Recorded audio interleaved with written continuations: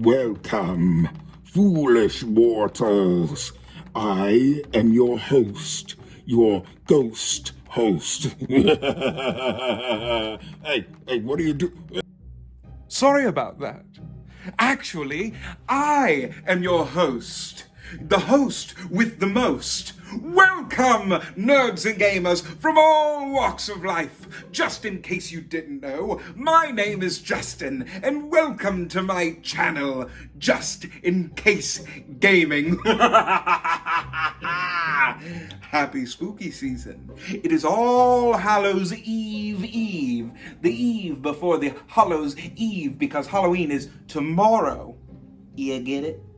Today we have an exciting review that is on our hands. Today, nerds and gamers, we are going to be busting back in time to bust up some ghosts with the Ghostbusters board game miniatures. We're going to be taking a look at the miniatures that are inside the first and the second Ghostbusters board game.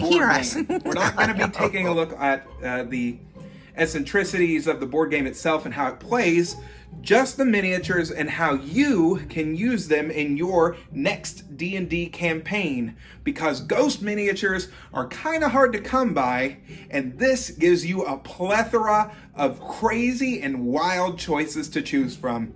So, who you gonna call? Who wants to bust some ghosts? Let's dive right into things, shall we? Come on!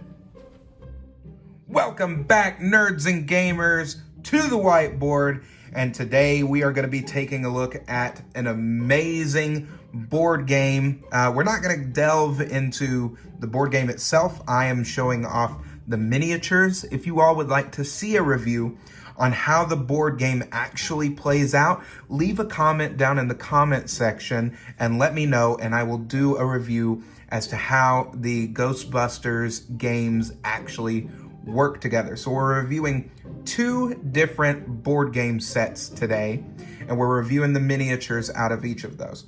So I'm kind of boiling this all into one video review for the miniatures themselves. So let's start off with some of the weaker classifications of ghosts, but let's first get the Ghostbusters themselves out of the way. And first up, we have Rick Moranis himself in the Ghostbusters uniform. So you have two different versions of him. You have one with the proton pack, and then you have one with his slime shooter. So that's pretty cool. And the game comes with these little rubber pieces to put on the bottoms of your minis. But if you want to paint these up yourselves, you could actually do some kind of Ghostbusters Dungeons and Dragons crossover, or maybe with a game of Shadowrun, or whatever you guys are going to be playing. These would be some pretty cool miniatures to go alongside. All right, next up, this is from the second Ghostbusters board game. These are from the first Ghostbusters board game. So here we have Winston in a purple plastic. And notice the detailing on the proton packs and the overall sculpt is really nice on here. You even have the Ghostbusters logo on the sidearm right there. And the likenesses of them are that of the comic book style. Let's go ahead and take a look at Ray. He has the ecto goggles on, his proton pack. He's in this yellow. Now you guys can either use these just as is if you wanted to and not paint them up. They look great on their own. Or you go ahead and you can paint them up, and then they will look even better. Here's Egon, rest in peace. My favorite Ghostbuster. And he has his PKE meter right there. Looking at it, yes. He has his proton pack. Just kind of sitting out there. I think that's a really cool pose. And then finally, we have the man, the myth and the legend. Look at that. That is an uncanny likeness. Peter Venkman, right in the plastic. And they each come with these cards. So it's pretty cool. I love the artwork on there. And like I said, I'll do a video on all of the different aspects of the board game if you all want me to. There's Ray. Here's Egon.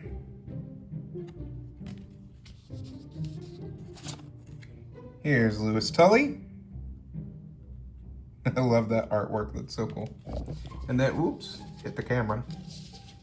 And then we have, dang, Winston is not wanting to come off. There we go. Winston Zeddemore. I love the artwork on this. This game also has a lot of different expansions for it, if you can actually find the expansion packs, because it was a Kickstarter that got really popular and it was released in stores, but it seems like the second Ghostbusters board game is a little harder to find than the first one. But those expansion packs, I'm gonna try to get my hands on some of them because they have some really awesome ghosts. And let's go with there's Winston's alternate sculpts. There's the slime blower version. And then the thing that I like about the Ghostbusters 2 ones is that they're in their suits when they went into the courthouse. So you can see that each one, take a look right here. So you have Egon in his suit and with his slime blower.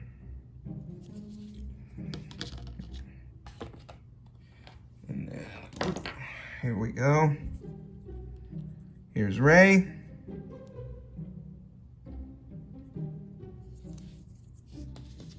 There we go. And then we got Venkman.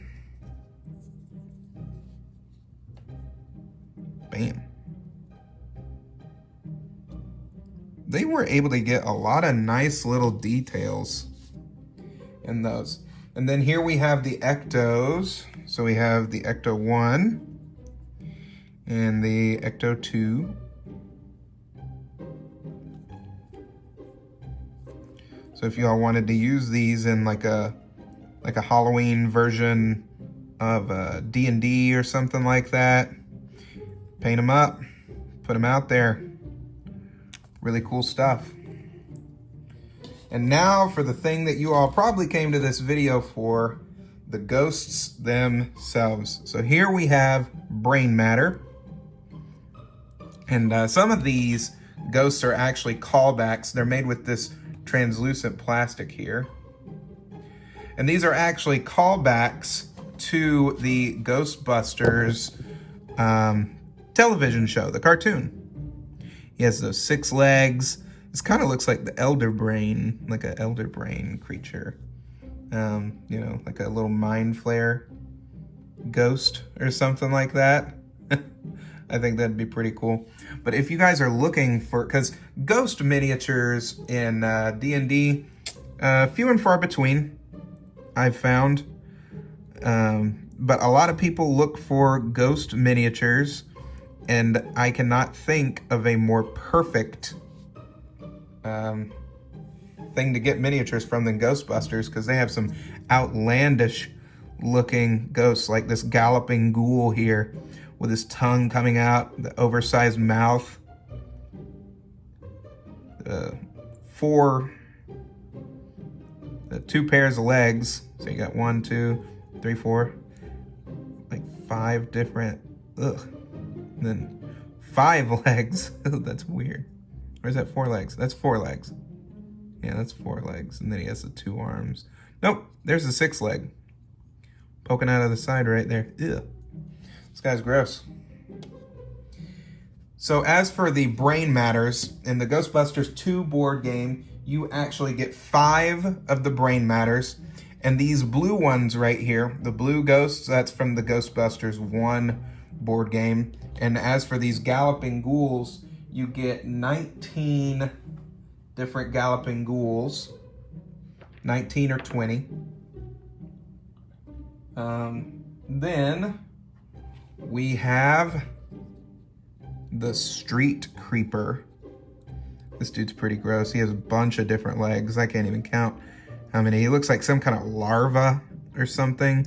Got this big smirk on his face and these 2 creepy arms poking out. And these would, you know, be medium-sized miniatures. So these monsters would be medium-sized. I don't think that in these sets there's any really small minis, but you have class 1 ghosts, brain matter here, galloping ghoul, and the street creeper. I love these, so cool. All right, next up on the list, we have the Gruesome Twosome. I love how they got this sculpt, how the tails are entwined, how they're holding on to each other like they're brother and sister or something like that. How they're leaping off of each other and have these massive toothy grins. And the translucent plastic that they used is really great. If you wanted to paint these guys up, you know, you could get a lot of great detail just because there's a lot of depth in some of these. But if you didn't want to and you wanted to keep that translucent effect for it being a ghost, then do that as well. That's what I'm gonna do. There's the Gruesome Twosome. And then next up, we have the Titanic Ghost. So this is from the second Ghostbusters board game. We have a ghost from the Titanic. And this could be used as, you know, just a regular person's ghost in D&D. Has a suitcase, cane, scarf. Really nicely detailed. And you get, how many of these Titanic ghosts? 5 Titanic ghosts. And the Gruesome Twosomes, you get 12 of these in the first board game. You get 12 of the Gruesome Twosomes. Next up, we have another Class 2 ghost. I like to call this guy Ouroboros because it's 2 snakes, you know, get it. They have their wings, their little tongues, coming out. You can even tell the scaling detail in these miniatures. And as for this ghost, its name is Snakehead. And the snakeheads, there's 4 snakeheads that come in the second Ghostbusters board game. Next up, some more minis from the second Ghostbusters board game. We're gonna be taking a look at Mail Fraud. I remember this guy. This is one of the toys from the Ghostbusters, the Ghostbusters TV show, The Real Ghostbusters. This was a toy, and they turned it into a miniature. It is so cool. You can see the big gaping mouth on there. The tie kind of looks like a nose. You see the eyes on there, and he doesn't have a head. He's got his mail satchel. That's really cool. Next up, we have the Ex-Cop. Oh, he's actually a Class 3 ghost, but since I have him right here, there he is. And he's a skeletal figure, looking pretty creepy, pretty menacing. He's got this helmet on. He's got a gun, but you could pretend that that's like a knife or something. Big long tongue coming out. You could use this in your ghastly armies. And then probably my favorite one of these, Granny Gross. Gigantic mouth with these hideous teeth and tongue. And she just looks like a regular old granny until she eats your unsuspecting party. That's Granny Gross right there. Heck, you could use her as some kind of like a witch miniature or something like that. Next up, Sore Throat. Here's Sore Throat. Got these big googly eyes, tiny little legs and wings, this springy neck. And like I said, if you just need a bunch of, transparent ghosts to throw out at your players, in mass numbers, this is the perfect game to get these from. Next up, Jail Jaw. We're going into the class 3 ghosts now. So this is Jail Jaw. The purple translucent plastic.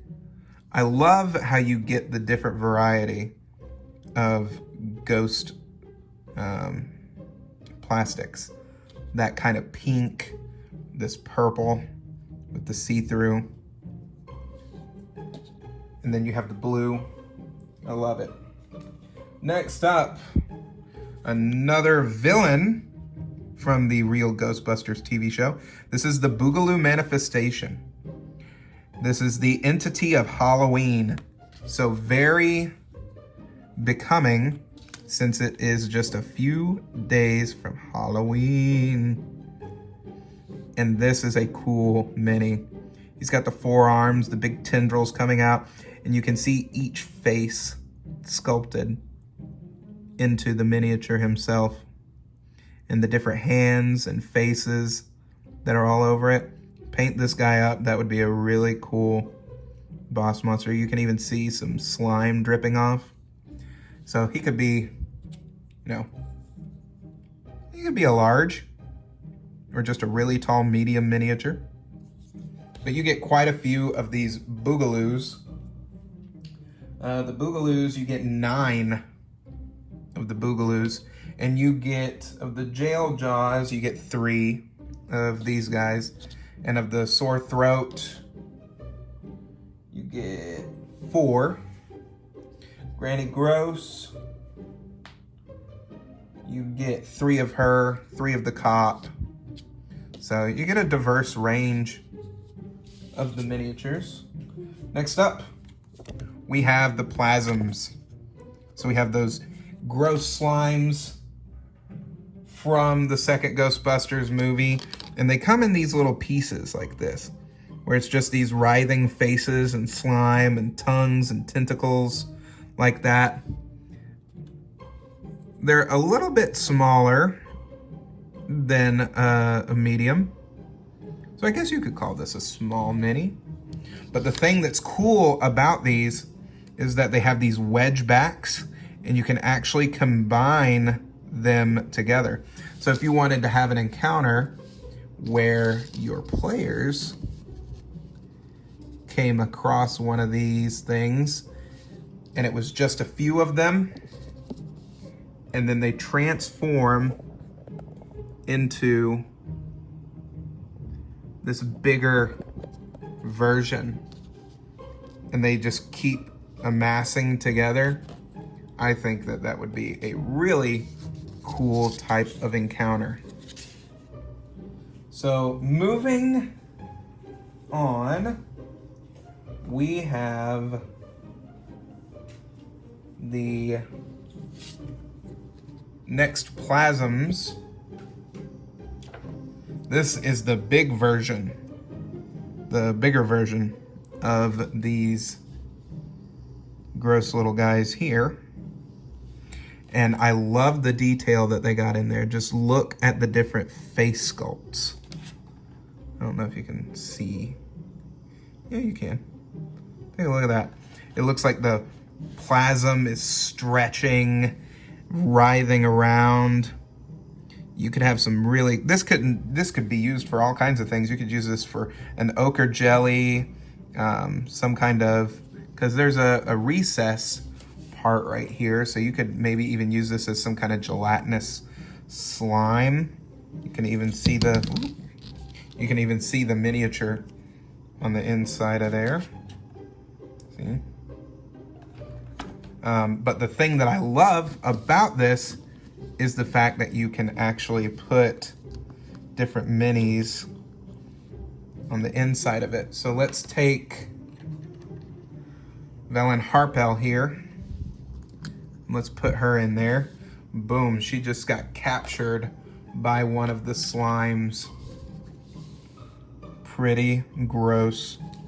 And see, your regular miniatures will fit well enough in scale with them if you wanted to somehow incorporate the Ghostbusters into your game.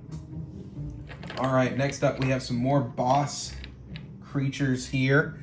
So as for the boss creatures, like this super slime here, you only get one of. So Slimer, everybody go woohoo! Slimer, everybody loves Slimer. He's holding a chicken wing, he's holding a thing of wine, and he's just oozing up off of the ground. He's got that big grin on his face. And he is actually the only miniature, this comes from the first board game, that has that green translucent plastic. So that is really cool. We'll put Slimer right there. And then next up, let's take a look at the brothers themselves, the Scoleri brothers, Tony and Nunzio Scoleri. This could be some kind of cool encounter, maybe like a scientist experimented on these two criminals, and then their ghosts come back and they are big. So these are definitely large miniatures in scale. So you have Tony and Nunzio here, and they look pretty menacing, especially Nunzio. And they are with that, oh, I keep knocking the camera. They're in that translucent plastic, and they just look like they would be a horrible duo to deal with. I mean, look how tiny she is compared to him. That would be an awesome ghost encounter. Or if you wanted to paint him up and make him some kind of Frankenstein miniature or something like that, that would be something that you could do. I'm gonna use all these guys though as ghosts. I think that these are gonna be some cool encounters. Next up on the docket, we have Janos. There's Janos Poa. Everybody remembers him, the museum curator. And he gets possessed. Spoiler alert. And he's actually a pretty decent sized miniature. He's pretty big. So you could maybe use this as the ghost of maybe like a witch or something like that. Or maybe just a regular villager, you know, is scorned and she comes back from the grave and she's much larger and meaner. So then we have, let's get to the Ildunas,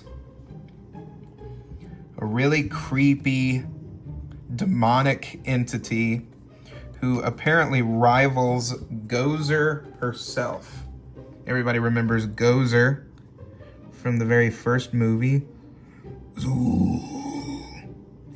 But Ildunas here, he's in the first board game. He has these spikes that are all over him, these tentacles that are coming out of his mouth.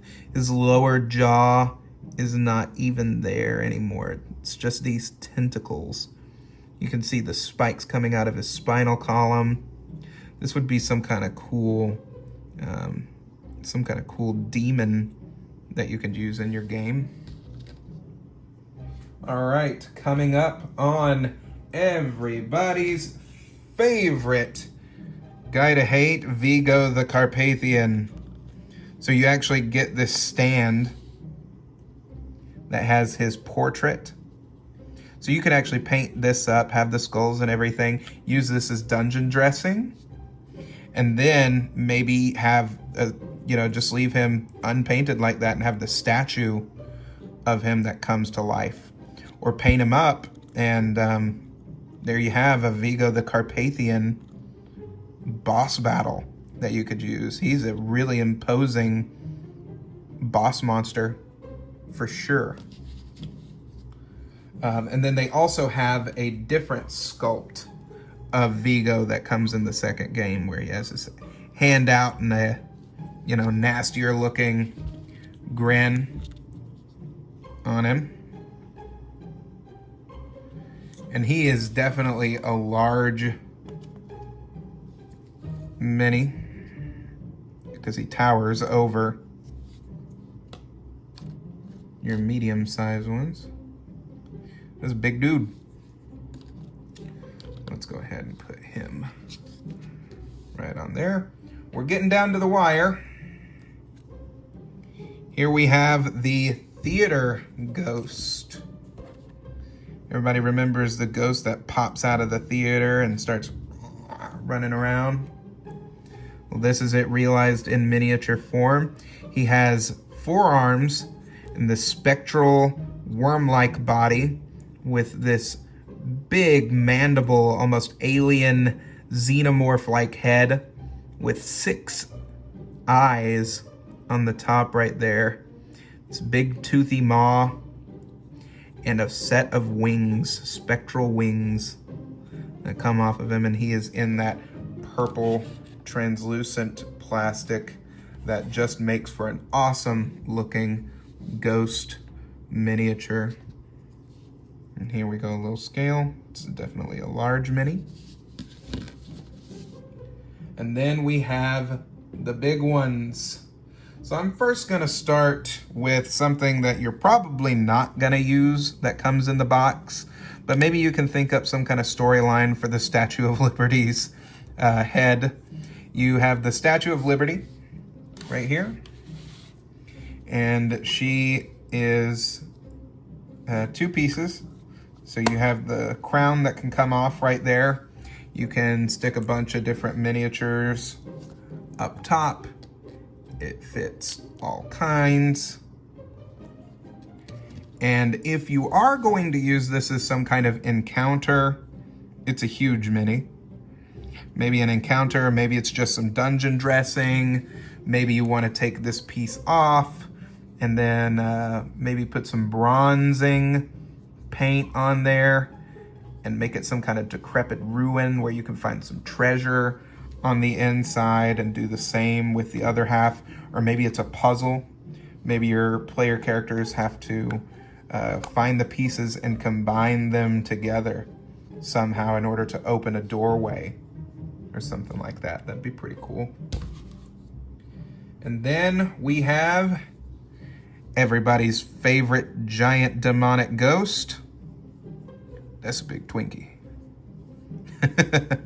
This is the Stay Puft Marshmallow Man, and it is a huge-sized miniature. Of course, the bases for these huge ones they're not huge size, they're more large size, but in the actual scale. And for Stay Puft, I mean, I haven't painted him up yet, but he's really easy. You just have to paint here, and then the hat, and then the eyes and the mouth.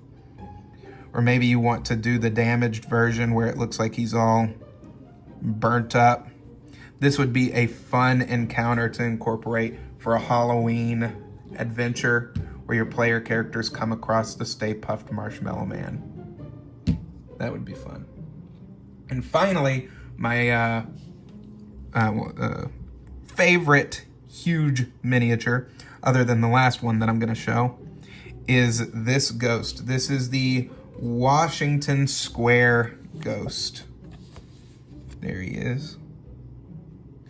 He had a very short stint in the movie where he kind of was rising up and wanting to eat everybody. This is a phenomenal sculpt. You have all of the back detailing, these warts and just misshapen hands, the giant gaping mouth with the teeth and its tongue just detaching. And then you have its legs. This thing would be an imposing ghost creature to put down on your battle map. And not many people would probably think, oh, Ghostbusters miniatures would be cool to use in Dungeons and Dragons. But then again, maybe some of you had never heard of it, never thought of it.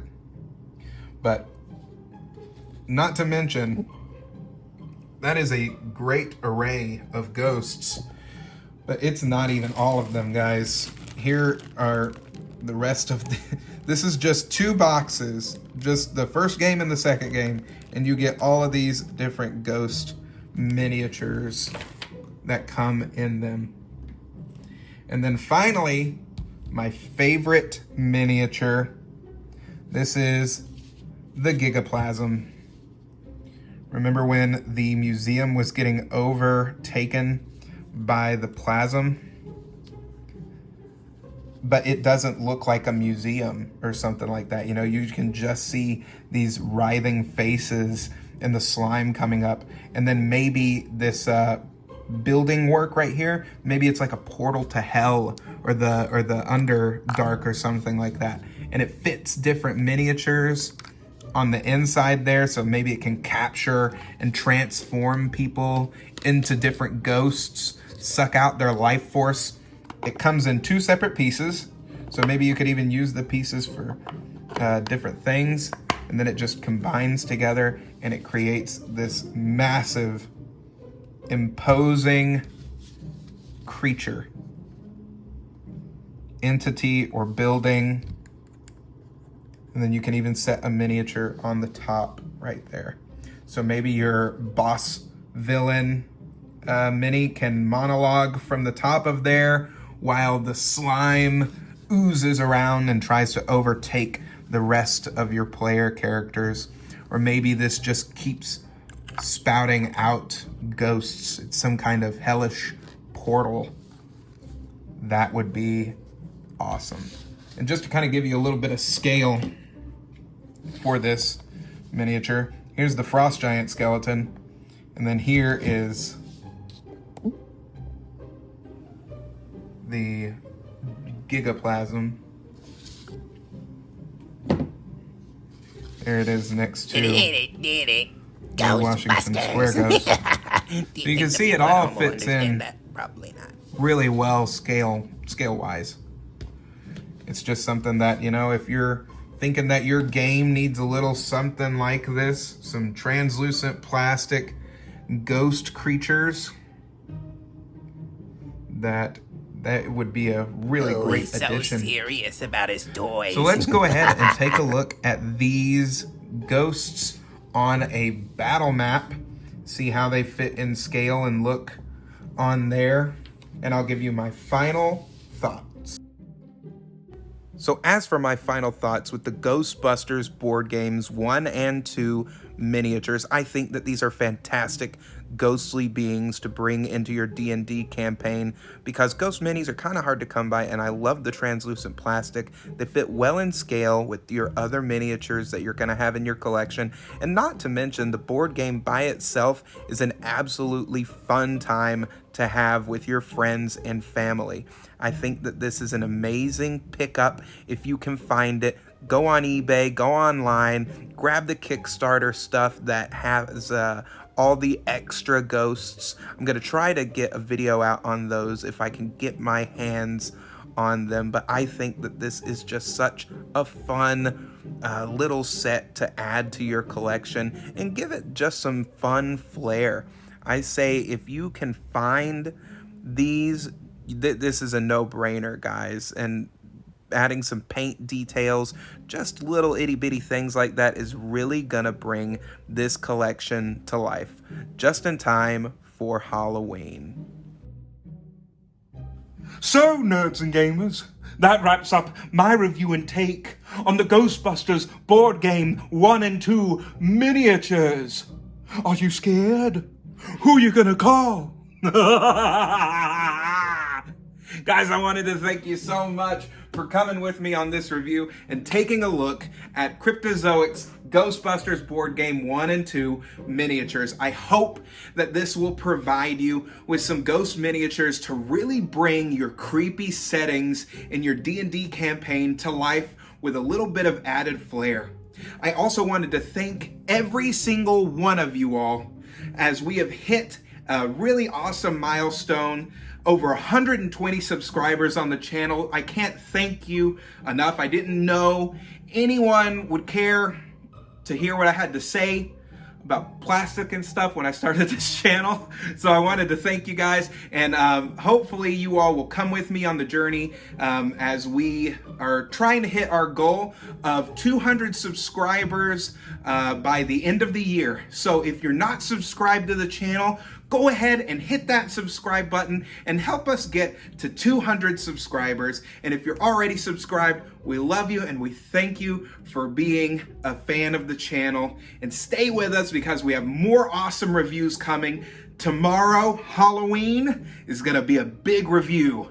We're bringing back something from the past, and it's been growing in size, in shapes and numbers, and people are wanting them to return. And we have them hidden in some crates in our house right now, and they're making a lot of noise. So you get to see them unleashed tomorrow. Guys, I wanted to thank you all again, and stay safe out there. Be nerdy, and I'll see you In the next video.